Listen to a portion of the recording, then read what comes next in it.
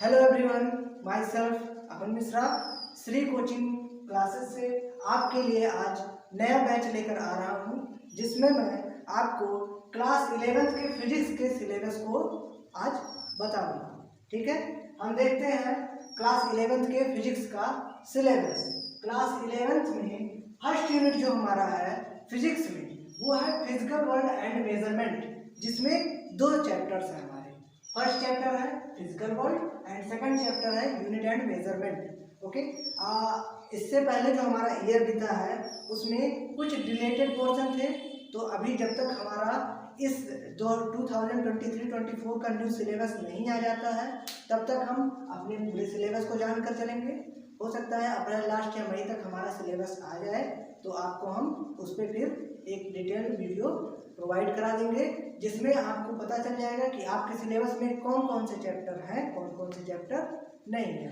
Okay, तो यहाँ पर हम अभी सारे चैप्टर्स को डिस्कस करते जाएंगे।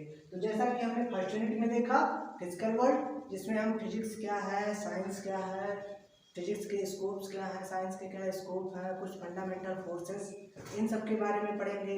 फिर यूनिट एंड मेजरमेंट जो कि हमारा सेकंड चैप्टर आता है।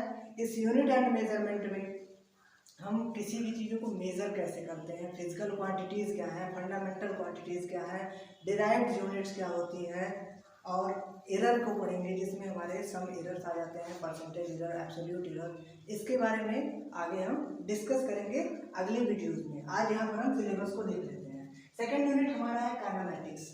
काइनेमैटिक्स में थर्ड चैप्टर और फोर्थ चैप्टर आ जाते हैं। थर्ड चैप्टर हमारा है मोशन इन स्ट्रेट लाइन।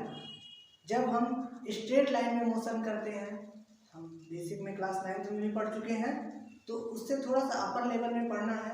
यहाँ पर हमें कुछ एक्स्ट्रा क्या मिलेगा कि हम फिजिक्स की स्टार्टिंग करने से पहले कुछ मैथमेटिकल टूल्स को पढ़ेंगे। उन मैथमेटिकल टूल्स से हम देखेंगे कि जो इसमें आगे हमें पढ़ना है उसमें डिफरेंशिएशन और इंटीग्रेशन का बहुत ही इम्पोर्टेंस है, और उसको जब जान लेंगे तो इसको हम आगे इजीली एक्सप्लेन कर पाएंगे और आपको समझ में भी आ जाएगा। तो आपको हम फिजिक्स को पढ़ाने से पहले मैथमेटिकल टूल्स को जरूर पढ़ाएंगे। ओके, वहीं से हमारी फिजिक्स की स्टार्टिंग होती है। फिर नेक्स्ट है हमारा motion in a plane. Plane में हमारा मोशन कैसे होता है, यानी प्लेन सरफेस में है, स्पेस में है, प्रोजेक्टाइल मोशन क्या होता है, इन सब के बारे में हम पढ़ेंगे। फिफ्थ यूनिट जो हमारा थर्ड यूनिट है वही हमारा फिफ्थ चैप्टर है। ओके, थर्ड यूनिट और फिफ्थ चैप्टर, बिकॉज इसमें कोई अदर चैप्टर नहीं, यूनिट ही चैप्टर है हमारा, जो है laws of motion. Six chapter जो हमारा यानी फोर्थ यूनिट, वो है वर्क, एनर्जी एंड पावर। ठीक, लॉज ऑफ मोशन, जिसमें हम मोशन के लॉज को पढ़ेंगे, न्यूटन्स के लॉ को पढ़ेंगे। ओके, उसके बाद work, energy, power class 9th में पढ़े थे ना, उससे थोड़ा सा अपर लेवल का है, जिसमें सम डिफरेंशिएशन और इंटीग्रेशन से सम स्मॉल चेंजेस को लेकर हम आएंगे यहाँ पर और इसको एक्सप्लेन करेंगे। फिर आता है हमारा motion of system of particle. ठीक, सिस्टम ऑफ पार्टिकल्स को पढ़ेंगे, कई पार्टिकल्स हैं उनका मोशन, ठीक, स्पेस में कैसा होता है, मोमेंट ऑफ इनर्शिया क्या है, इन सभी चीज़ों को हम डिस्कस करेंगे। एंड रिजिड बॉडी के बारे में भी जानेंगे कि रिजिड बॉडी हमारी क्या होती है। आगे हमारा जो सिक्स्थ यूनिट है उसी को 8th चैप्टर भी बनाया गया है, जो हमारा ग्रेविटेशन है। तो फिजिक्स में 11th में हमारे दो पार्ट हैं।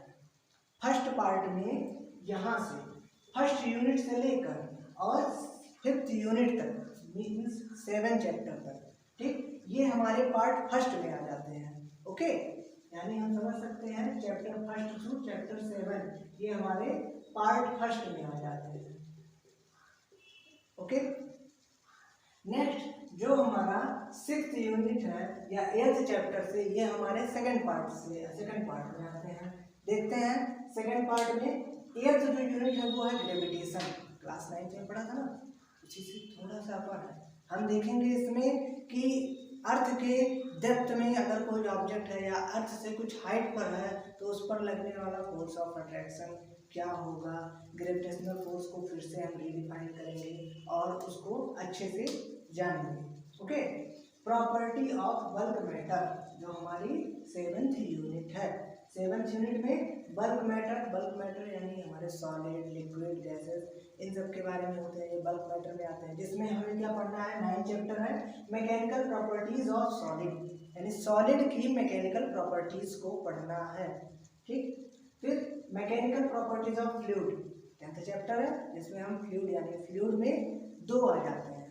फ्लूइड को हम जब डिफाइन करते हैं तो इसी में हमारे गैसेस और लिक्विड दोनों आ जाते हैं। ओके, तो इसको हम डिफाइन करेंगे, इस चैप्टर को अच्छे से देखेंगे, बर्नौली थ्योरम्स क्या है, बाकी चीज़ें हम पढ़ेंगे। आगे चलते हैं, हमारा 11 चैप्टर है वो थर्मल प्रॉपर्टीज ऑफ मैटर, यानी कोई मैटर है उसकी थर्मल प्रॉपर्टीज को पढ़ेंगे। ठीक, 7th यूनिट हमारा आ जाता है, 7th यूनिट में हमारा 12th चैप्टर भी इसी को बोल देते हैं, थर्मोडायनेमिक्स। ये आपका न्यू है। ठीक, अभी तक तो आपने इसके बारे में कुछ सुना ही नहीं था, ये आपका न्यू है और ये बहुत ही बड़ा ब्रांच है। तो हम 11th में इसकी बहुत ही स्मॉल स्टडी करेंगे, बहुत ही छोटी चीज़ें, बहुत ज़्यादा कुछ है नहीं 11th में। ओके, क्योंकि थर्मोडायनेमिक्स बहुत ही ब्रीफ ब्रांच है, बहुत ही ब्रीफ ब्रांच, और इसको जानने में हमें धीरे धीरे आगे अगले क्लासेस में हम धीरे धीरे जैसे अपर लेवल में जाएंगे पढ़ते जाएंगे। ओके, ठीक, अब आते हैं हम अपने यूनिट 9 पर। यूनिट 9 में लिखा हुआ है behaviour of perfect gas and kinetic theory of gases. Okay, यानी जो हमारे परफेक्ट गैसेस होते हैं और काइनेटिक थ्योरी, इनकी डिस्कशन करेंगे। इसमें जो हमारे चैप्टर है वो है kinetic theory. Okay, kinetic theory के बारे में इसमें हम पढ़ेंगे।